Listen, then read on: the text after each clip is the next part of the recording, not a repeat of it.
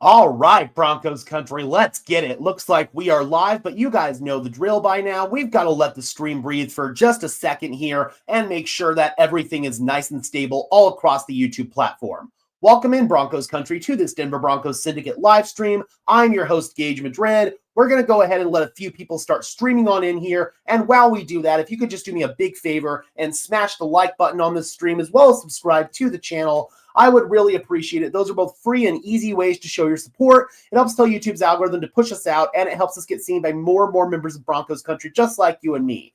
Additionally, if you want to go above and beyond in supporting the channel, please consider becoming a channel member today. It's not mandatory, but if you want some extra perks and incentives in exchange for helping me out and helping the channel grow, the link is in the description below. I am a little bit late to this news. I'm not a morning person. I usually don't wake up until about 10:30, sometimes 11 o'clock in the morning. Today, I slept into about 11:30, so I definitely missed the first initial wave of this news. Apologies for that, Broncos country, but we are getting on it right now. We got Q Blue in the house saying, "Hey, Gage, hope you're doing well." I am doing fantastic, my friend. Hope you are doing well as well. Let's go ahead and get into it here. Without further ado, Broncos country, we talked about the possibility of this happening last night when the Broncos worked out this player, but they are adding him to the team. Veteran wide receiver Elijah Moore, is signing to the Broncos practice squad. Now on his fourth team in 5 seasons, Moore has 209 career catches for 2,274 yards and 9 touchdowns. Elijah Moore was initially a second-round draft pick back in 2021 by the New York Jets. He spent the first 2 seasons of his career with the Jets. Then he spent 2 seasons with the Cleveland Browns. Let's go ahead and bring in his profile here from Pro Football Reference. He's only 25 years old. After spending those previous 2 years with Cleveland, he was with Buffalo this year. Unfortunately, it was never a great fit for him. He never emerged on that offense, and he ended up being cut after the Bills decided to sign Brandon Cooks. This season, he's got 9 catches for 112 yards, no touchdowns. His best season in terms of yards came in 2023 with Cleveland. That was when Joe Flacco was predominantly at the helm. He had 640 receiving yards, and his best season in terms of touchdowns came in 2021, which was his rookie season when he had 5. It just feels like Elijah Moore has never been in the right situation. We know that he's got talent. We know that he can be a good slot receiver and potentially a Z receiver. I imagine the Broncos are bringing him in predominantly to play Z in the event that he even gets on the offense at all. In 2024, Elijah Moore actually had a big game against the Broncos. Everybody remembers Jerry Jeudy going for over 200 yards on Levi Wallace in that game. Well, Elijah Moore actually had over 100 receiving yards in that game as well. I want to say it was like 8 catches, over 100 yards, and I believe he had a touchdown in there. So Elijah Moore, the Broncos have seen in person what this player is capable of. So clearly, they think he can at least be some sort of intriguing option for them, and they're going to give him an opportunity at least on the practice squad. Sorry, let's go ahead and bring this back in here just in case people want to see that. There we go. Q Blue says, quick question. Have you heard any news on whether the Broncos are going to bring in a running back like Zach Moss or Jamal Williams? I haven't heard anything. Since those players are available, I imagine that the Broncos aren't impressed by them. Otherwise, they would have already brought one of them in. Zach Moss, Jamal Williams. I've talked about Damian Martinez before on this channel. I think all of those guys are intriguing options, but clearly Denver doesn't feel overwhelmed by any of those options, or else they would have signed one of them. Maurice says, that's a good signing. We needed help. I think this is more of maybe a long-term move for the Broncos than a short-term move. They're kind of hoping that maybe Elijah Moore can develop on the practice squad for the remainder of this season, and then maybe next season he can find more of an extended role on this offense. I know the Broncos are a little bit frustrated with the current state of their wide receiver room. All the moves that they've been trying to make are indicative of that. They tried to sign Stephon Diggs during free agency. It was between the Patriots and the Broncos for Diggs, and Diggs ultimately decided to sign with New England. They also wanted to trade for Jalen Waddle at the deadline. Miami's asking price was simply too high. They wanted a first, a third, and more. Denver was never going to give that up for Jalen Waddle. So ultimately, the Broncos decide to go in the direction of Elijah Moore, who was recently released. They worked out Treylon Burks a few weeks ago, decided not to sign him. Burks signed with the Commanders and then had that crazy catch against Riley Moss on Sunday Night Football, maybe burning the Broncos a little bit and making them regret not signing Treylon Burks. So they had another opportunity here to add to their receiver room, and they decided to pounce on it.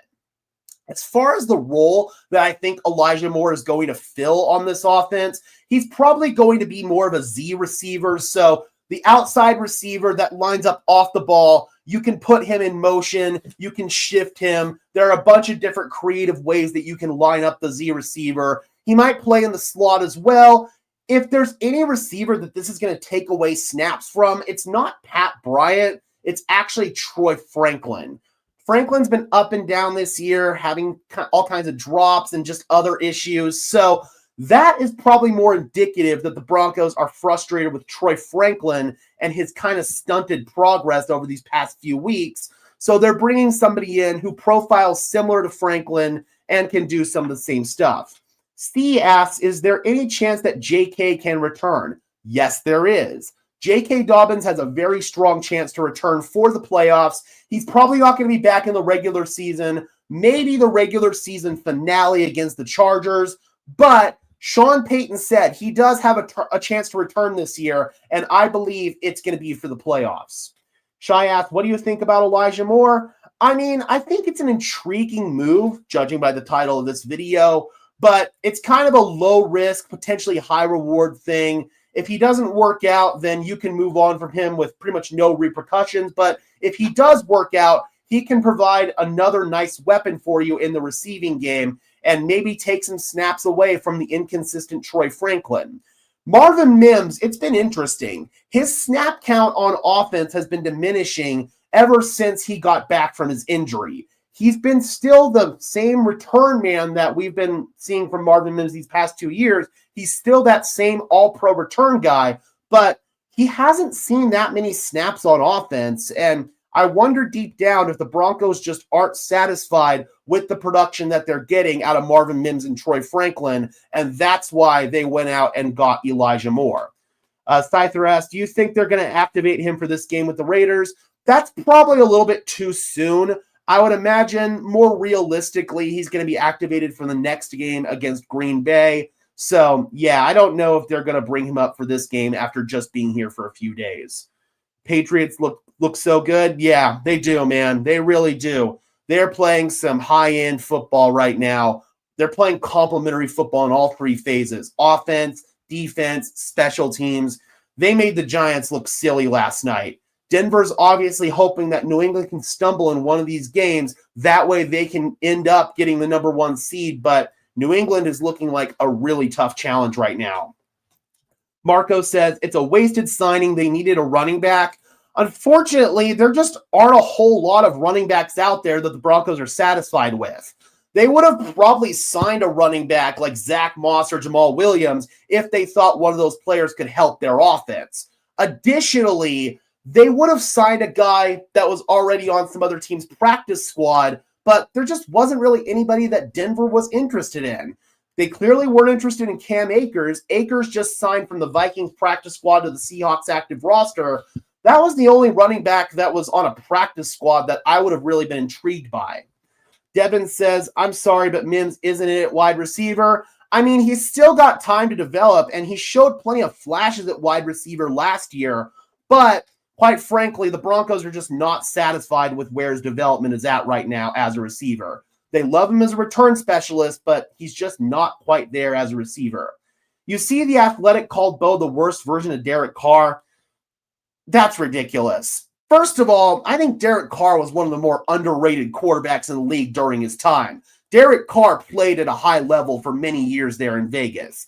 If Bo's ceiling is the best version of Derek Carr, the Broncos can win a lot of football games with that, and they can win playoff games with that, quite frankly. So, quite frankly, if they're comparing Bo Nix to Derek Carr, I don't think that's such a negative comparison, but calling him the worst version of Derek Carr, that's just like, no, let's see. Let's keep fighting to see who's getting that number 1 seed. It's going to be a dogfight pretty much until the end.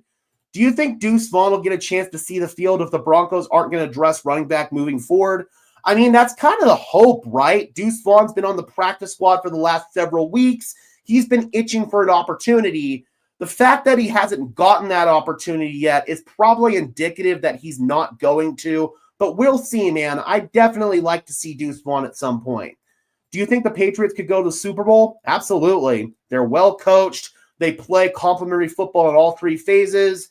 They're going to probably see the Broncos at some point in the playoffs. May the best team win there, but I think both the Patriots and the Broncos are legitimate Super Bowl contenders. How often can he play on the practice squad? I'm assuming you're talking about more. So he can be elevated from the practice squad 3 times. After those elevations, he will revert back to the practice squad. After that, if Denver wants to play him, then they're going to have to promote him full-time to the active roster. So you can elevate a guy up to 3 times from the practice squad.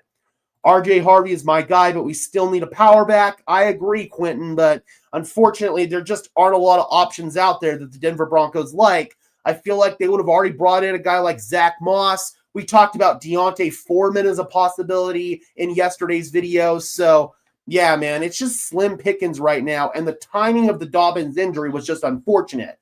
I feel like they would have made a move at the trade deadline if Dobbins' injury had happened before then. It happened literally right after the deadline, so it kind of left Denver between a rock and a hard place. The year Seattle won the Super Bowl with Wilson, the Seahawks offense hardly ever scored more than 20 points. The defense was so good and carried them to the championship. I mean, that's true, but Russell Wilson was still Russell Wilson. He was still Seattle Russell Wilson. He was playing at a high level. He was making plays. He was helping that defense out. So the people who say that Russell Wilson didn't do anything on that Super Bowl run, I disagree with that. And the people that want to take away from Russell Wilson's Hall of Fame status from what happened in Denver and Pittsburgh and the Giants, I also think that's ridiculous. Purely on what he did in Seattle alone, Russell Wilson is a Hall of Famer. I can't believe that there are people out there making me defend Russell Wilson, man. Do you think the Broncos are Super Bowl contenders? Yes, I do. I really do. I don't think that there is a better team in the AFC than the Broncos right now. Patriots are close, but I think if the Broncos hosted the Patriots for the AFC Championship game here in Denver, the Broncos would find a way to win that game. I think that Denver is a more experienced team. They've already been to the playoffs. This Patriots squad hasn't been to the playoffs yet. There's nobody left on that team from the Tom Brady dynasty days. It's a completely new team. It's a young team. Sure, Vrabel's got playoff experience, but the actual Patriots team doesn't. The fact that Denver played in a playoff game last year is going to be huge. And by the time we see the Patriots, if we see them in the playoffs, we will have played a couple of more playoff games by that point. And I think Denver will be battle-tested and ready to take on that caliber of an opponent. All right, guys, we're going to go ahead and start winding this stream down here. Let me know in the comment section below and in the chat below, how do you feel about this Elijah Moore move? Do you think that it's a good move for this team, or do you think that the Denver Broncos should have made that move at another position, such as running back? Drop those comments down below, guys. I would love to hear from you, as always. Be sure to smash that like button as well as subscribe and ring the bell so these videos appear in your notification feed. I would really appreciate it. Those are both free and easy ways to show your support. Helps tell YouTube's algorithm to push us out, and it helps us get seen by more and more members of Broncos country just like you and me. Joseph says, bring back Philip Lindsay. Unfortunately, that ship has sailed. Phil's retired. He's doing media now. He's one of us, baby. All right, guys. Thank you so much for tuning in. I'm your host, Gage Madrid, saying peace out.